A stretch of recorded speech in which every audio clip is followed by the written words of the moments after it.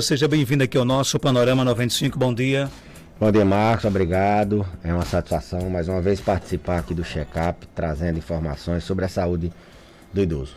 E hoje, para falar de um tema reconhecendo o adoecimento mental no idoso em tempos de pandemia. E aí? Bom, vivemos um tempo de muita tensão agora, né? Com esse agravamento da pandemia, então a gente resolveu falar sobre como reconhecer o adoecimento mental. Antes de reconhecer, tá chegando o café. Reconheço que é o melhor café do Brasil, é esse de Fatinha. Muito obrigado, Fatinha. Muito bem. Deus te abençoe.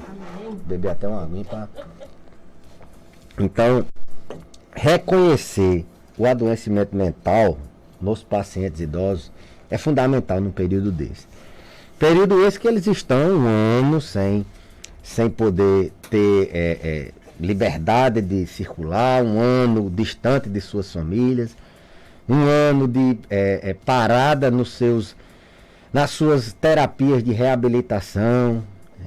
Muitos pararam caminhada, muitos pararam a hidroginástica, muitos pararam a hidroterapia. E esses pacientes que têm uma capacidade, uma reserva fisiológica, uma reserva mental já diminuída em virtude da idade, isso é um processo natural do envelhecimento. Um ano nessa situação fez com que eles perdessem a saúde mental plena, quem já tinha comprometida, eles pioraram, né? E a física também. No contexto da saúde mental, o que a gente tem que ter em mente é que o que é normal, o que é doença. Alguns sentimentos são normais. A gente, quando perde um parente, a gente tem um sentimento de luto, um sentimento de perda. Muita gente está passando por isso agora. A gente, quando tem medo de alguma coisa lhe afetar a gente também, isso é um sentimento natural. Angústia com tantas notícias, até mesmo desesperança, tristeza. Quando isso se torna repetitivo, quando isso se torna recorrente, vários dias, e isso está interferindo nas suas atividades do dia a dia, isso começa a ser doença. Isso não é só normal. Não, isso é porque é da pandemia, é porque é idoso e tem muito preconceito dos pacientes, dos cuidadores da sociedade com depressão. Ninguém quer adoecer de depressão, ninguém quer adoecer de ansiedade, porque muitas têm medo de tomar remédio, outras com a ideia de que não, isso é fraqueza do espírito e assim por diante.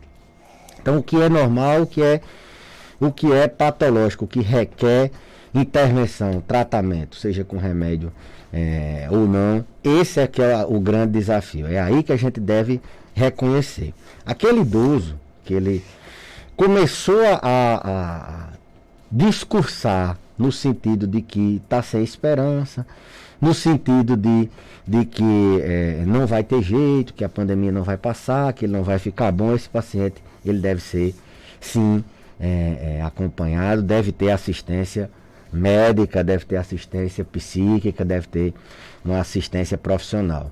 Eles começam a perder esperanças. Você imagina uma pessoa que está já no seu último terço da vida, que o prazer dela é ver a família, que o prazer dela é ir para a hidroginástica, que o prazer dessa pessoa é abraçar o neto, e ela está um ano sem poder fazer tudo isso.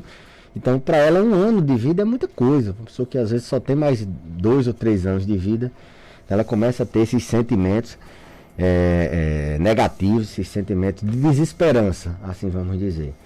Então, aquele idoso que começa a ter no discurso essas palavras de que não vai ter jeito, de desesperança, e até mesmo discurso de morte, a gente tem que intervir, tem que ser abortado. Isso provavelmente é patológico, isso provavelmente é doença, é depressão, é um episódio depressivo, é alguma coisa que precisa ter uma intervenção. Outro sintoma bem comum e que passa, a gente já falou várias vezes de depressão nesse programa, e a gente reforça sempre que a depressão do paciente idoso, ela se manifesta diferente. Ela não se manifesta com chororô, muitas vezes, ele não se manifesta com melancolia. Com o paciente jovem, ele abre logo o quadro uns sintomas bem floridos. O paciente idoso, ele simplesmente se isola, ele para de querer conversar, ele diminui a proatividade na conversa, ele se isola mais do que já está, né?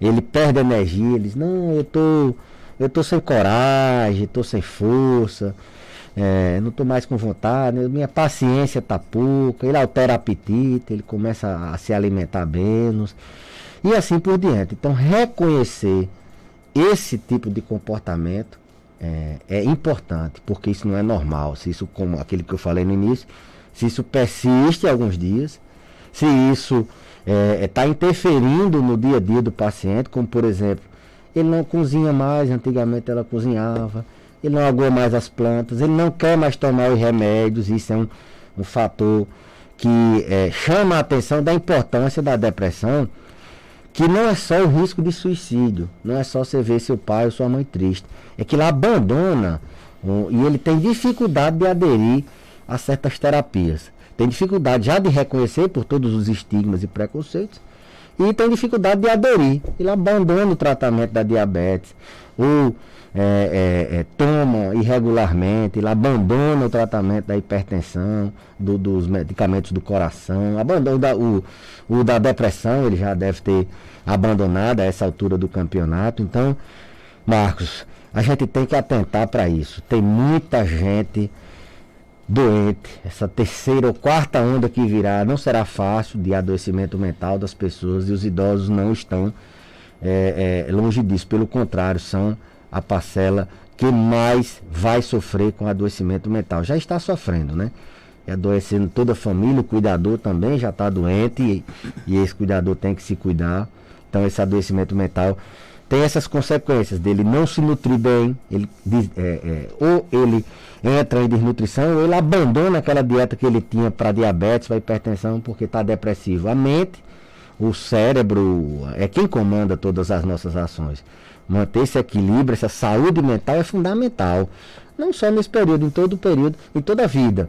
Para que a gente possa aderir aos tratamentos, para que a gente possa ter coragem, motivação de aguar a planta, de dar uma caminhada, de tomar um banho de sol. Se o paciente está deprimido, ele não vai fazer nada disso. E aí fica a família dizendo, eu digo a ele ou a ela, todo dia que é para fazer, mas não faz, porque não consegue, está doente, está com anedonia, está sem volição. Então, isso é adoecimento mental. E aí eu falo do adoecimento mental mais nesse sentido de depressão. Porque tem o adoecimento mental também da ansiedade. As pessoas, medo. O medo, ele, nesse momento agora, o medo está sendo um amigo, né? Que tem sido utilizado para inibir mais as pessoas a circularem, tem estimulado as pessoas a terem cuidados a mais, redobrar os cuidados, reforçar, retomar os cuidados. Mas o medo paralisa. O paciente que está com uma crise ansiosa, tem um transtorno do pânico, tem ansiedade generalizada, ele fica paralisado, ele fica numa rede deitado e morrendo de medo até de beber água, de falar com as pessoas. Isso passa do ponto. Então, está atrapalhando o dia a dia. Se você não está tendo, isso é um sofrimento mental muito importante. E não é por causa da pandemia, não. A pandemia agravou, mas seria por outra causa. Se não tivesse nada, o paciente que tem ansiedade, ele ainda assim não consegue ficar sem preocupação, sem ter medo de pensamentos assim, antecipatórios. A realidade que ele vive é a realidade de amanhã, ele não vive hoje. Ele vive sempre o amanhã, pensando no futuro. Então, a ansiedade é outra patologia que a gente tem que reconhecer no paciente idoso. O paciente idoso, ele paralisa, e as duas coisas, depressão e ansiedade, andam muito lado a lado. Então, aquele medo de paralisar, aquela preocupação excessiva com fatos ou com pessoas que não requerem aquele grau de preocupação, deve ser abordado, porque a ansiedade aumenta nível de estresse, e nível de estresse é mais um fator para diminuir a imunidade, mais um fator que aumenta o risco cardiovascular, que juntando com pressão, com diabetes, juntando com outros fatores cardiovasculares, o estresse se soma e aumenta o risco do paciente ter doença cardíaca, infarto, ter doença cerebral, AVC e assim por diante. O nosso WhatsApp é o 992053030. Manda para cá a sua pergunta, 992053030. A ouvinte pergunta: e quando o idoso vive constantemente com fome? Bom, tem algumas possibilidades. Se for um idoso com doença de Alzheimer ou com alguma outra demência, esse idoso tem uma fase da demência, fase moderada, que eles cursam muito com essas alterações do apetite. Ou eles comem demais ou eles não comem. Quando é que ele não come? Quando é que ele come demais? Ele come, esquece que comeu e pede de novo e a família dá. E assim vai, ele toda hora, e a família acha que aquilo é dele, que ele não é, mas é da doença. E o outro lado da moeda, eles acham que comeu e não querem comer. E aí eles entram no processo de perda de peso, de apetite. Então, paciente que tem demência, é comum esse distúrbio, essa alteração alimentar. Se for um paciente que não tem demência, a gente tem que investigar várias outras causas. Medicamento é uma delas. Existem alguns medicamentos, corticoide, medicamento antipsicótico, medicamento para depressão, alguns, viu? Que o pessoal já tem medo de tomar remédio controlado. Se a gente disser que engorda, alguns. Podem sim facilitar o aumento de peso. E doenças, Marcos, tem doenças que elas facilitam o aumento do paciente ter muita fome. Diabetes é uma delas. O tratamento do diabetes faz com que a glicemia baixe e o paciente tenha uma necessidade de subir essa glicemia, então ele tem muita fome. Um dos sintomas do diabetes é a fome. Doenças na tireoide pode dar muita fome. No caso do hipotireoidismo, é muito comum o paciente ter mais fome, ter menos energia e assim por diante. Então, pode ser doença, pode ser remédio, num paciente rígido ou num paciente com demência de Alzheimer ter uma alteração comportamental. Falando de Alzheimer, Marcos, a pandemia também tem afetado a saúde mental dessas pessoas. Quem não tem déficit cognitivo, quem não tem nada na memória, um ano de pandemia isolado, a reserva cognitiva, a reserva mental dele já é baixa pela idade. Se tiver uma genética, alguém na família que teve Alzheimer, então em um ano sem estimulação cognitiva nenhuma, sem ir para uma atividade que ele fazia social, lúdica, sem ter uma rotina de estimulação em várias áreas, ele naturalmente caminha mais rapidamente para começar a abrir um quadro de demência. E os que já têm, eles aceleraram. Em um ano eles perderam cognição, que perderiam em 5 anos. Então, muitos pioraram o seu quadro de demência, o seu quadro de Alzheimer. Muitos estão tendo surtos, verdadeiros surtos psicóticos, a gente todo dia praticamente, até num paciente que surtou. Um paciente que tem Alzheimer, vinha bem controlado e de uma hora para outra ele vem surtando.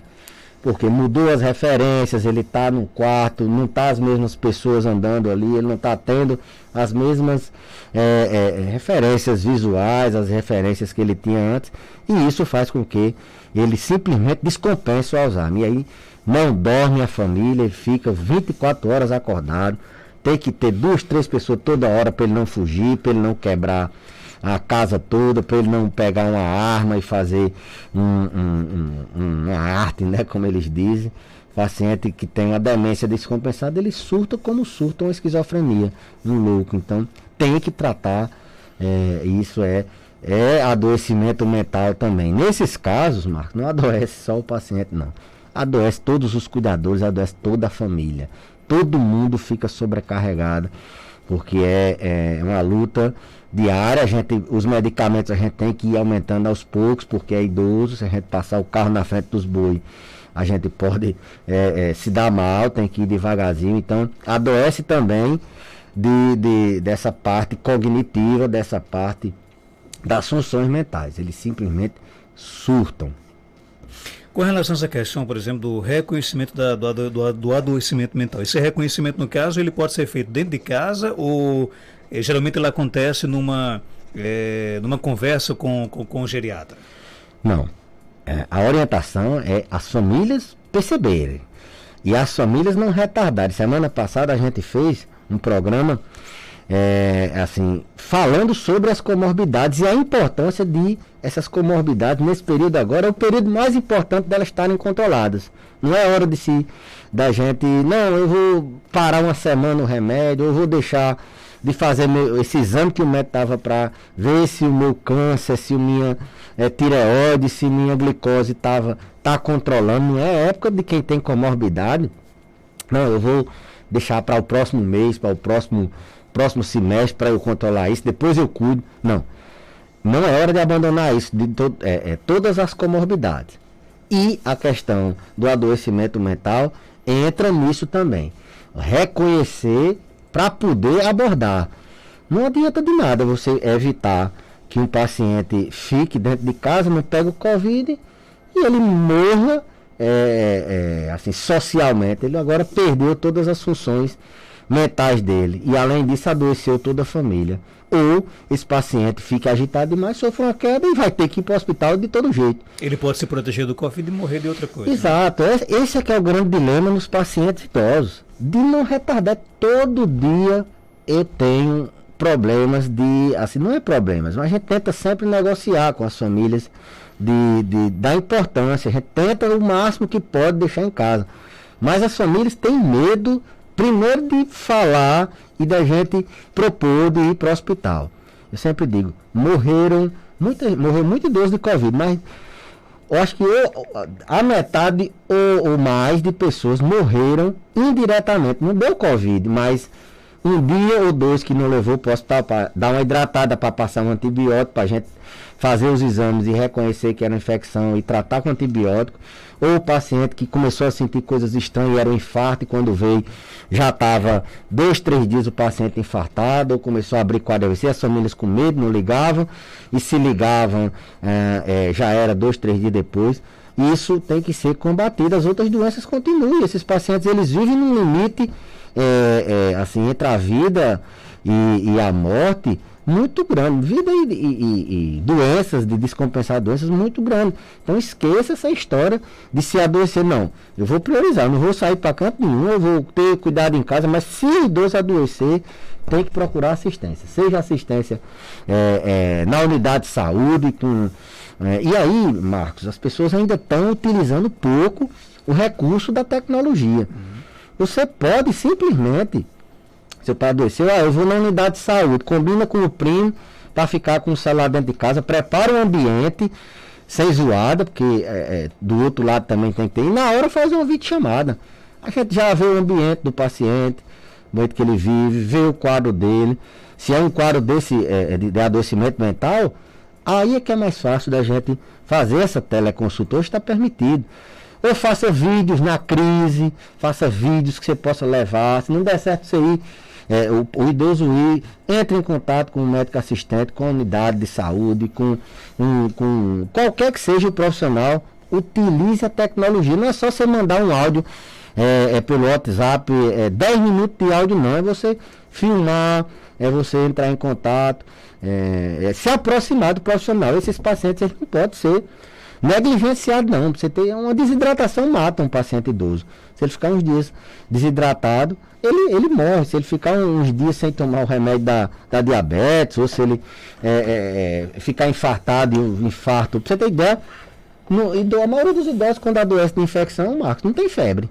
Como é que você vai saber? Então tem que ter esse cuidado. Começou a perder apetite, ficar amorrinhado, ficar dentro de casa, tem que buscar auxílio. Eu tenho trazido, urgentemente, né? Eu tenho trazido isso recorrentemente, Marcos, porque nos preocupa. Isso a gente fica angustiado quando a gente tem assim, um atraso que a gente poderia ter feito antes, porque as famílias, a sociedade realmente está com muito medo.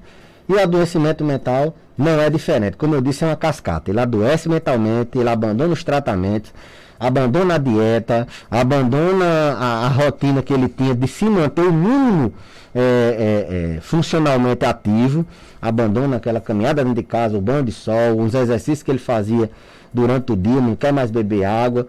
Então o adoecimento mental é só a ponta do iceberg. Por trás está toda uma cascata de piora de outras comorbidades. Vamos para o nosso WhatsApp, 99205-3030. Bom dia. Bom dia, doutor.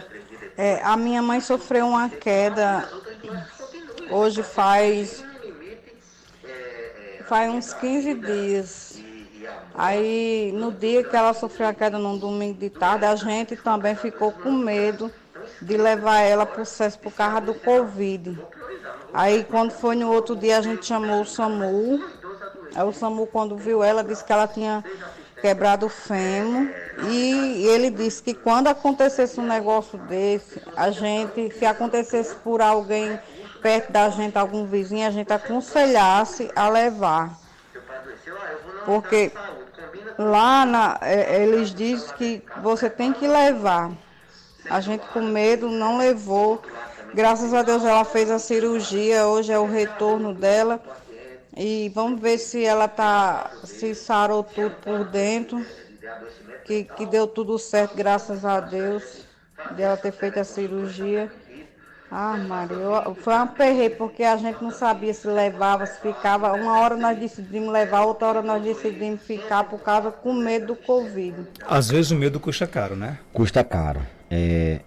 Um caso desse foi bem emblemático, o depoimento da ouvinte. Uma queda, por exemplo, independente de ter tido fratura, idoso quando cai, eu sempre digo, ele não quebra não, ele se desmancha. Então a probabilidade de ter uma fratura é altíssima em qualquer queda, seja a mínima possível, porque o osso dele é frágil, o osso dele é oco, tem osteoporose. Então, em qualquer circunstância, se ele caiu, alguma coisa está de errado. E a queda é um evento sentinela, ele só avisa, olha, eu estou com infecção, eu fiquei fraco e caí. Queda, a gente não pode subvalorizar no paciente idoso, não. Olha, eu tive um desmaio e caí, eu tive uma tontura e caí. Então eu tenho que investigar, além de cuidar dos ferimentos ou da fratura, por que caiu? Será que foi uma arritmia? Será que ele infartou? Será que ele teve um AVC? Será que ele abriu um quadro de tontura sério que vai precisar tratar? Ou é uma infecção? Então só por isso já tem que procurar auxílio, né? E além disso ainda tem o risco de estar fraturada, a pessoa não reconhecer. Um paciente que tem demência, ele não sabe dizer que está com dor. Está lá a costela fraturada, ele se agita e a família não sabe por que é. Daqui a pouco abre uma pneumonia e assim a cascata. Então, eu esqueci de falar inclusive do SAMU, né? A gente falou da atenção básica, tem os canais do SAMU que eles triam, que eles têm que chamar. E outra coisa, levar o CESP, o Hospital Regional, ele é a referência, certo, de Covid. Mas o Hospital Regional não é urgência clínica. O paciente que não tem suspeita de Covid, ele fica num canto totalmente protegido de pacientes que não têm Covid. Você não vai passar na frente do hospital e pegar Covid, não. Tanto que eu estou há um ano lá trabalhando e não peguei Covid. Mas tem gente que não passa nem perto do hospital, né? Não, tem gente que não passa nem naquela rua, mas não, ali na frente, que eles vão pegar. Não, adoecer o seu canto, o único canto que tem de você adoecer e é lá tem um canto que é para Covid, uma porta entra à direita e a outra entra à esquerda. Você é triado na frente. E agora o medo, as pessoas ainda não saíram de casa, as pessoas estão vendo as coisas pela internet, assim, isso eu entendo, mas estamos aqui exatamente para desfazer isso. Idoso com comorbidade, frágil, idoso em geral, não pode ficar em casa esperando adoecer, não. Adoeceu, sentiu que está diferente, procura auxílio.